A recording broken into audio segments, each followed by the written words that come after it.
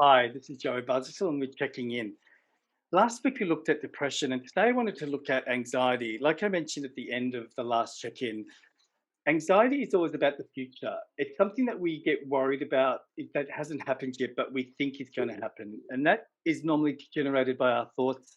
We can sometimes catastrophize, and sometimes we've got no evidence at all that something can happen. I mean, I remember as a little boy, I used to be really scared of thunder and lightning because my mum was scared of thunder and lightning. And for many years, I was also scared of thunder and lightning and would get anxiety and nervous about storms that are approaching. But when I got older, I realized that I had no reason to be scared of it because my logical thinking, my belief system was able to be addressed. And I was able to say, hold on a second, it's just thunder and lightning. And so I was able to get rid of that anxiety. One of the biggest problems that I see in my clinic is that a lot of people don't stop. They don't stop to actually look at what their thoughts are. Instead, they attach and they engage with those thoughts and they get so caught up in those thoughts that they think that they're real. So, what constitutes anxiety? So, I'm going to look at a inventory that I've got from this mental health booklet. So, anxiety normally comes in two categories, and well, actually three categories. But I'll just read the first category. They're normally anxious feelings, and they normally come from either worry, fear, or nervousness around a particular topic or a particular situation. So it could be that you're feeling worried about money, like a bill's coming. Or you could be worried about someone that's going to come over and you're worried about seeing them. Could be worried about losing a job or losing something. Again, it's always things in the future that haven't occurred. So it's as if we make assumptions and we start allowing those assumptions to become real. And so our body starts to react to what we're thinking.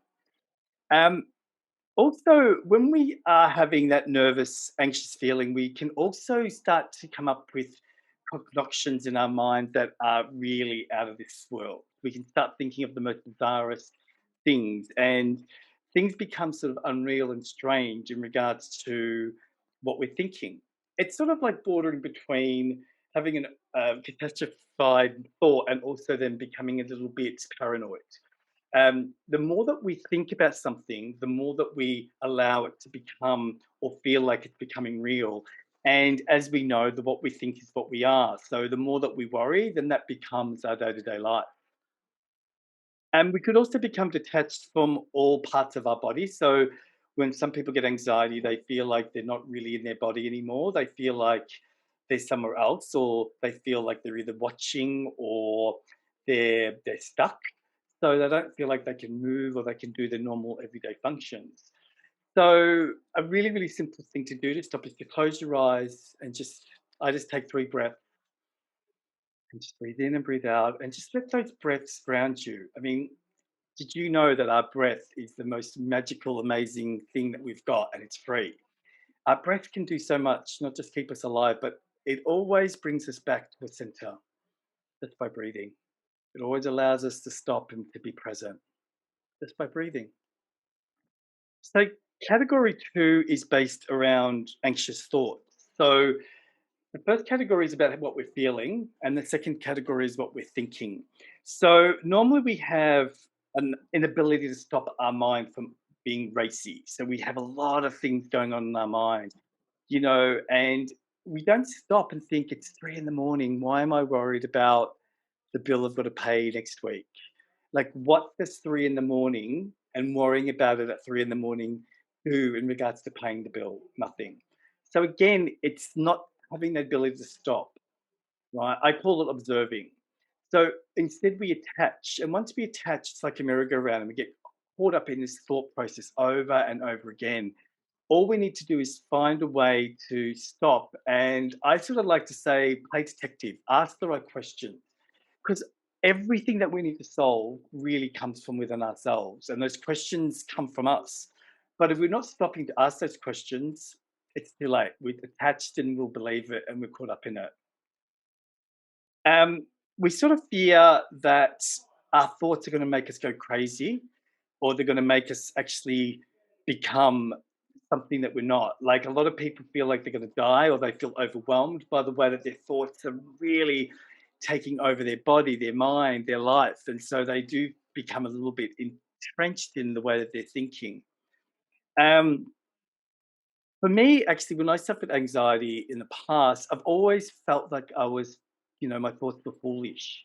So it'd be really irrational thoughts like, oh, I can't walk into that room because everyone's going to laugh at me or talk about me, or everyone knows something about me that, they're not supposed to know. And it's really irrational because the reality is that my therapist actually told me this. The reality is that no one cares.